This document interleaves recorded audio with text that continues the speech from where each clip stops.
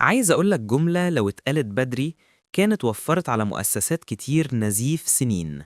الراتب مش رقم في كشف، الراتب رسالة.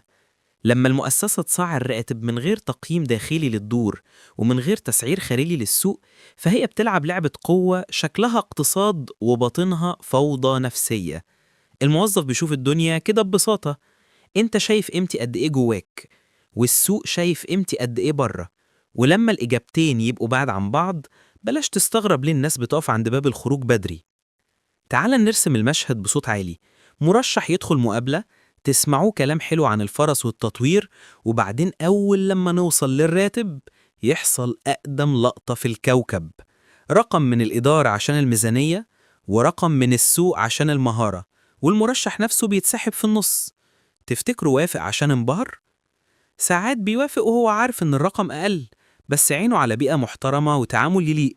لو لقي اللي وعد بيه اتنفذ، هيفضل ويكبر. لو لقى نسخة القديمة من اللعب بالمشاعر والميزانية، هتلاقوه بيجهز سلاماته من أول شهر. العدالة في التعويض مش لطف، دي نظام أمان للمؤسسة من نفسها. التقييم الداخلي الصح يقول: الدور ده عندنا بيعمل إيه بالظبط؟ نتيجته تتقاس بإيه؟ تأثيره على البيزنس كام في المية؟ فين حدود قراره؟ وده يترجم لدرجة وظيفية ونطاق راتب واضح. والتسعير الخارجي الصح يقول لنفس الدور في شركات شبيهة بيدفع كام؟ في أي ربع من السوق عايزين نكون؟ وإزاي هنعدل السنة دي مع حركة السوق؟ من غير الاتنين دول انت بتنتج موظفين محبطين، مراجعات أداء بتتقلب جلسات لوم، زيادات بتضحك السوق علينا، وسمعة داخلية بتقول للشاطر دور على نفسك بره. تعرف إن الظلم المالي بيبدأ بأول استثناء؟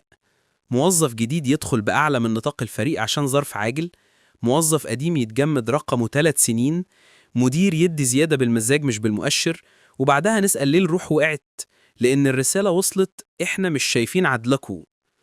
الحل مش حملات معنويات ولا بوسترات قيم، الحل خطوات عقلانية بسيطة بس ثابتة.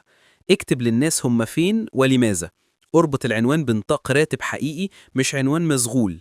حدد سنويا هتراجع الرواتب امتى وهتتحركوا قد ايه مع السوق. اقفل الاستثناءات العشوائية، ولو اضطريتوا لمرونة وثقوا السبب والزمن وخطة المعالجة. خلي العرض المالي جزء من تجربة محترمة من أول تواصل لآخر توقيع، مش مساومة في آخر ممر. وخلي الموظف يعرف إن نقاش الراتب مسموح ومهني مش خط أحمر. عايز تختصرها؟ كل جنيه تديه مظبوط بيرجع لك أضعافه شغلا وليالا وسمعة، وكل جنيه تبخل بيه على حق مستحق بيرجع لك نزيف دوران وتكاليف استبدال وتكسر ثقة. والمؤسسات اللي لسه بتقول اللي يرضى يشتغل، هتلاقي اللي يشتغل هو اللي يرضى أقل نسخة من نفسه، وأقل نسخة دي ما بتبنيش مستقبل.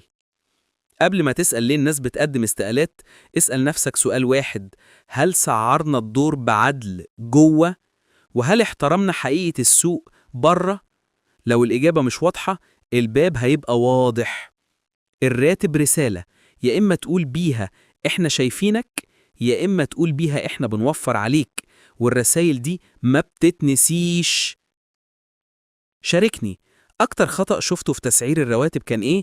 وهل اتصلح لما المؤسسة واجهت الحقيقة ولا فضلت تلف حوالين نفسها؟